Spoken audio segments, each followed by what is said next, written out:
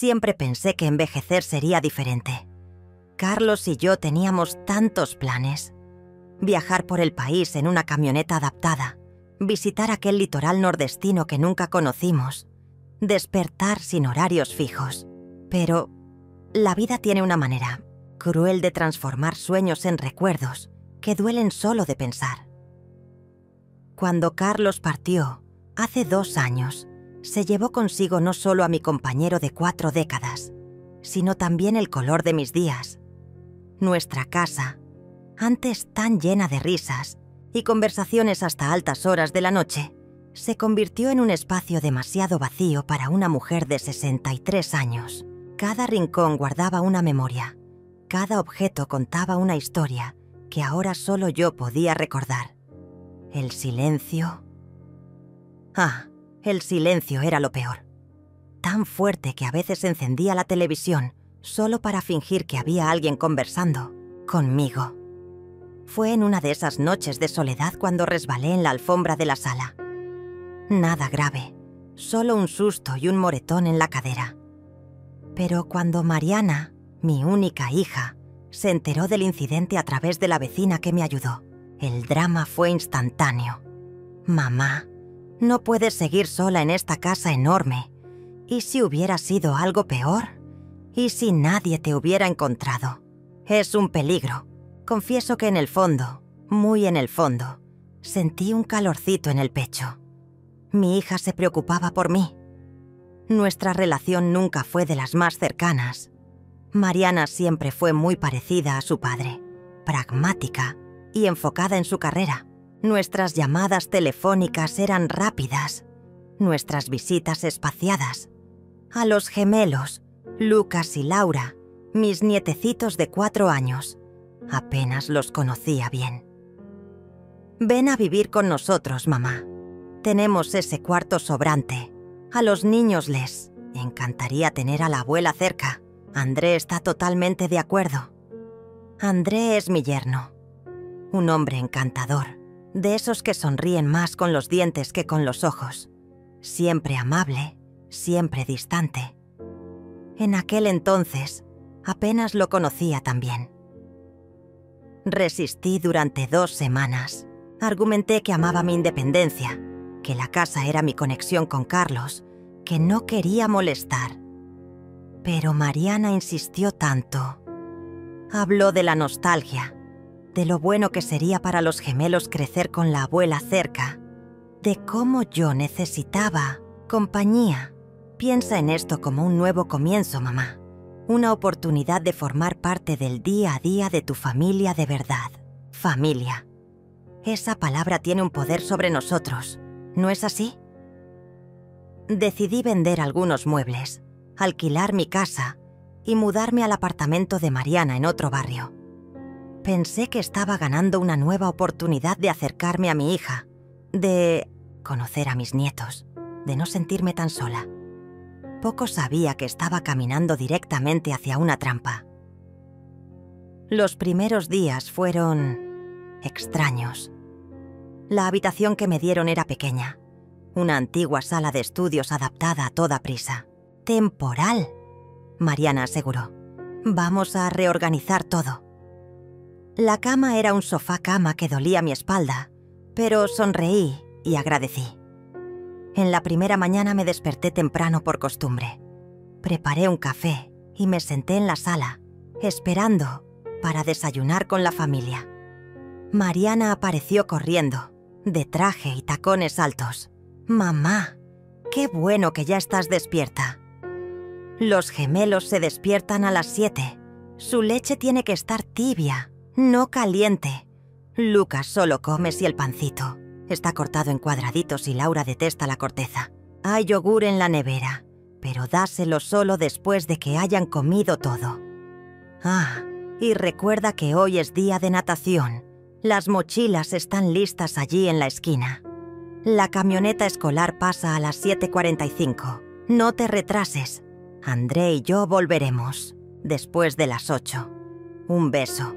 Cualquier cosa me llamas. Y se fue. André pasó por mi lado como un huracán.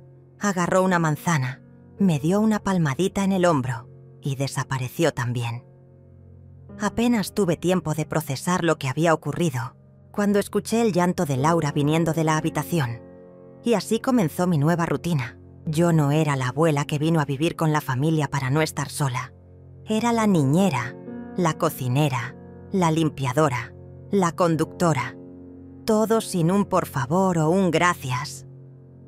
Los días se transformaron en semanas, las semanas en meses. Me despertaba antes que todos para preparar el desayuno.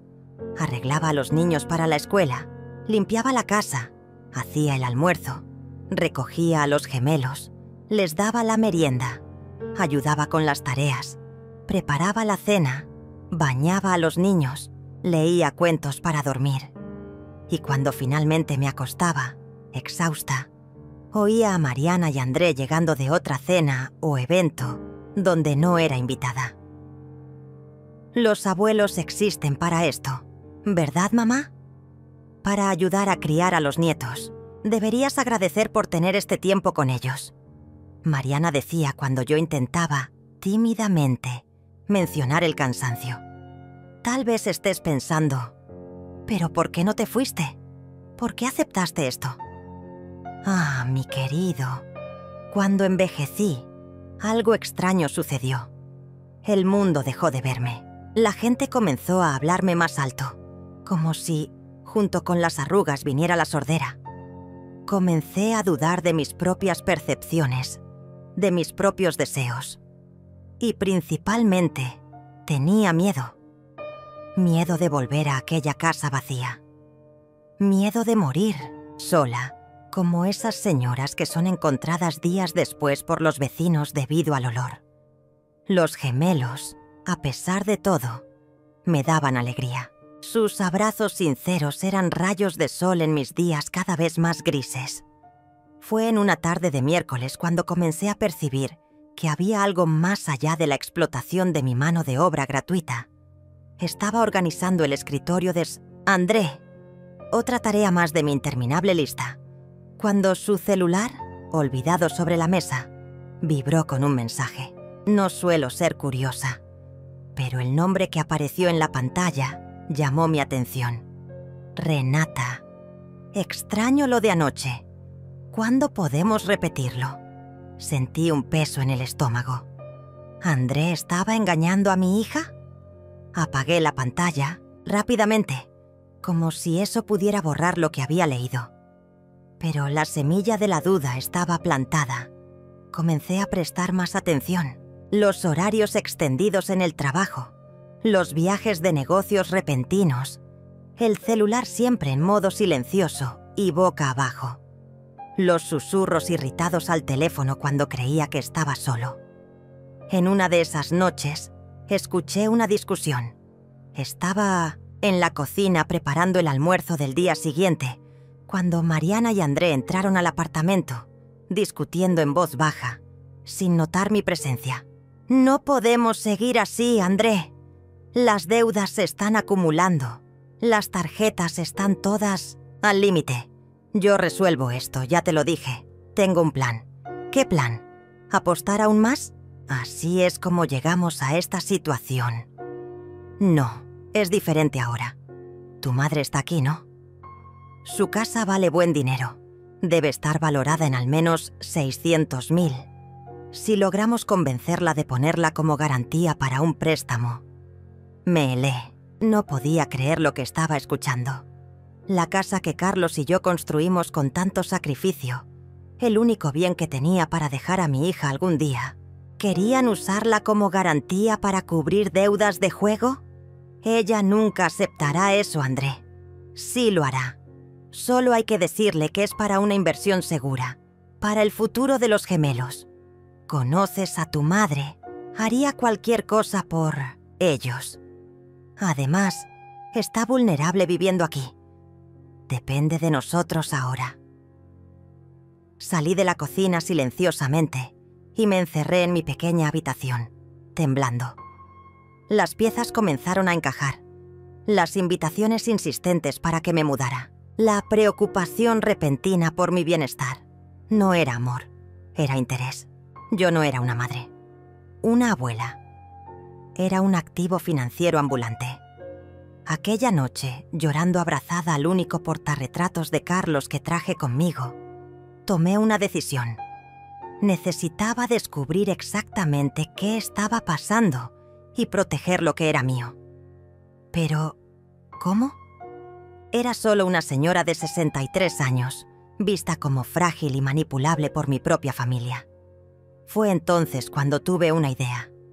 Si me querían vulnerable, les daría exactamente eso. A la mañana siguiente, durante el desayuno con los gemelos, fingí un pequeño desmayo. Nada exagerado, solo lo suficiente para asustar a los niños, que corrieron a llamar a su madre. Cuando Mariana llegó, me encontró acostada en el sofá, una expresión de confusión estudiadamente perfecta en mi rostro. «Mamá, ¿qué pasó? Los niños están aterrorizados». «No sé, hija». De repente todo se oscureció. Debe ser la presión o tal vez el corazón. Se programaron exámenes, se consultaron médicos. No se encontró nada claro. Estaba en perfecta salud para mi edad. Pero aquel pequeño incidente cambió las dinámicas en la casa. «Creo que es mejor que descanses más, mamá. Vamos a contratar a alguien para ayudar con los niños y la casa». Interesante cómo de repente surgió dinero para una empleada, ¿no? Pero su plan era claro. Me necesitaban saludable y lo suficientemente agradecida para firmar los papeles. Y así, mi carga de trabajo disminuyó, mientras las atenciones falsas aumentaron. Fue en ese periodo de descanso cuando comencé mi investigación secreta. Con la excusa de reposar en la habitación, husmeé en cajones, escuché conversaciones telefónicas, anoté números y nombres. Descubrí extractos bancarios escondidos mostrando enormes deudas. Encontré cartas de cobro de prestamistas y, lo más impactante, un borrador de documento para la transferencia de mi casa como garantía, faltando solo mi firma. El plan de ellos era más elaborado de lo que imaginaba. André había perdido su empleo hacía 3 meses. Aquellas salidas diarias eran para entrevistas que nunca funcionaban y para encuentros con su amante. Las deudas de juego sumaban casi $500,000 y Mariana, mi propia hija, estaba dispuesta a sacrificar la seguridad de su propia madre para mantener el estilo de vida que llevaban. Lucas y Laura eran los únicos inocentes en aquella casa. Y por ellos, solo por ellos, no hice mis maletas. Y salí por la puerta ese mismo día. En lugar de eso, comencé a trazar mi propio plan. Teresa, la vieja y frágil Teresa, iba a mostrar de lo que era capaz. Lo primero que hice fue llamar a mi vecina Claudia, la única persona que realmente se preocupó cuando me caí en aquella alfombra, meses atrás. Le pedí que verificara cómo estaba mi casa, si los inquilinos la estaban cuidando bien. «Teresa, ¿qué inquilinos? Tu casa está cerrada desde que te fuiste». Mi corazón se aceleró. Otra mentira más. Mariana me había dicho que la casa estaba alquilada, que el dinero estaba siendo depositado en una cuenta de ahorro a mi nombre, dinero que nunca vi. Respiré profundo, tratando de controlar la rabia. No podía dejar que se notara. No todavía. Cada descubrimiento era como una daga en el pecho, pero cada uno también me daba más combustible para seguir con mi plan. En la semana siguiente, durante uno de los cuidados de Mariana conmigo, dejé escapar una información casual. Hija, estaba pensando en hacer un seguro de vida. Uno bien sustancial. Al fin y al cabo, nunca se sabe cuándo partiré, y quiero asegurarme de que tú y los niños queden bien. Vi sus ojos brillar.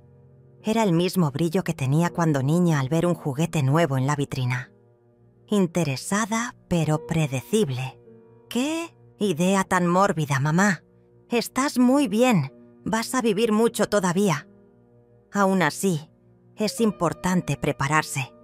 También pensé en poner la casa a tu nombre, ¿Para qué esperar a que me muera, verdad? Eres mi única hija. Fue como si hubiera echado gasolina a una hoguera casi apagada. En los días siguientes, las atenciones se redoblaron. Mariana comenzó a almorzar en casa para hacer compañía a mamita. André aparecía con regalos, flores, chocolates, hasta una bata nueva para que la señora esté cómoda. Y las conversaciones. Las conversaciones siempre sutilmente dirigidas al mismo tema. Mamá, ¿ya pensaste qué hacer con la casa? Mantenerla vacía es un desperdicio. Teresa, aquel barrio donde vivías ha cambiado mucho. Tal vez sea mejor vender mientras el precio está bueno. Mientras tanto, yo hacía mis propios movimientos, usando el teléfono de la casa solo cuando estaban fuera, y mi antiguo celular que ni sabían que había traído. Concerté citas, primero con un médico geriatra independiente, luego con un abogado especializado en derecho del anciano y finalmente con un agente inmobiliario de confianza. Los resultados fueron reveladores. El médico confirmó mi excelente salud para la edad y documentó mi plena capacidad mental. El abogado me explicó todos mis derechos y cómo estaba legalmente protegida contra cualquier intento de coacción patrimonial. Y el agente inmobiliario me informó que mi casa, en realidad, se había valorizado significativamente. Estaba tasada en casi 800.000 reales, bastante más de lo que André y Mariana imaginaban. ¿Estás segura de lo que quiere hacer?, preguntó el doctor Paulo, el abogado, cuando le expliqué mi plan. Es una decisión bastante radical. Tengo más certeza de esto que de cualquier otra cosa que haya hecho en los últimos 2 años, doctor. Esa misma semana, firmé todos los papeles necesarios. Transferí la propiedad de mi casa a una fundación de amparo a ancianos en situación de vulnerabilidad, con una cláusula que me garantizaba el derecho de usufructo vitalicio. En otras palabras, la casa seguiría siendo mía mientras viviera, pero después sería usada para ayudar a otros ancianos que, como yo, fueron tratados como estorbo o como cuenta bancaria ambulante. También abrí una cuenta bancaria en otro banco. Transferí mis ahorros y jubilación allí y di entrada a los papeles para transformar parte de mi casa en un pequeño condominio para ancianos, un lugar donde personas como yo pudieran vivir con dignidad, independencia y compañía. Todo esto sin que Mariana o Andrés sospecharan nada. Para ellos, yo era solo la madre abuela enferma que veía telenovelas todo el día y tomaba sopitas en la habitación. El clímax de mi historia ocurrió en una cena aparentemente común, 3 semanas después. Había mencionado que quería hablar sobre el futuro, y Mariana preparó una cena especial. Hasta contrató a una niñera para cuidar de los gemelos en la habitación. Esta conversación era demasiado importante para tener interrupciones infantiles. La mesa estaba puesta con la vajilla buena, aquella que raramente salía del armario. André abrió un vino caro. Mariana se puso su mejor sonrisa. Me senté a la cabecera, usando un vestido sencillo pero elegante que Carlos siempre amó, y esperé a que sirvieran el primer plato. Antes de comenzar, tengo algo para ustedes, dije sacando un sobre del bolso. Son algunos papeles que me gustaría que vieran. Mariana tomó el sobre, ansiosa. Probablemente pensó que era la transferencia de la casa o el tal seguro de vida. Pero cuando ella y André comenzaron a leer, sus rostros fueron cambiando. De la sonrisa a la confusión, de la confusión al shock, del shock a la ira. Mamá, ¿qué es esto? ¿Tú donaste la casa? ¿Cómo pudiste hacer esto sin consultarnos? No los consulté cuando compré la casa con Carlos. ¿Por qué debería consultar ahora que decidí el destino de ella? André comenzó a ponerse rojo, los nudillos blancos de tanto apretar los papeles. Teresa, no entiendes. Teníamos planes para esa casa, para el futuro de la familia. ¿Qué familia, André? ¿La que me transformó en empleada no remunerada? la que planeaba usar mi único bien como garantía para pagar tus deudas de juego. ¿O tal vez te refieres a la familia que tienes con Renata, tu amante? El silencio que siguió fue ensordecedor. Mariana miró a su marido, luego a mí, el color huyendo de su rostro. ¿De qué estás hablando, mamá? ¿Qué historia es esa de deudas y amante? Saqué del bolso un segundo sobre, conteniendo copias de todos los documentos que encontré, los extractos bancarios, los cobros, los mensajes impresos del celular de André que fotografié secretamente, el borrador del documento de garantía. Estoy hablando de esto, hija, del plan de ustedes, de cómo me trajeron aquí no por amor o preocupación, sino porque necesitaban a alguien para cuidar a los niños gratis mientras intentaban resolver el desastre financiero que André creó. Mariana comenzó a llorar, más de rabia que de tristeza. André se levantó, derribando la silla. «No puedes probar nada de esto». Es la palabra de una vieja confusa contra la nuestra. Sonreí, por primera vez sintiéndome genuinamente poderosa. Puedo probar cada palabra.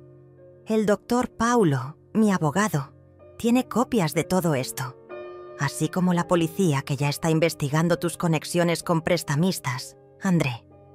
Y en cuanto a mi cordura, tengo un informe médico que certifica mi plena capacidad mental, firmado por 3 especialistas diferentes.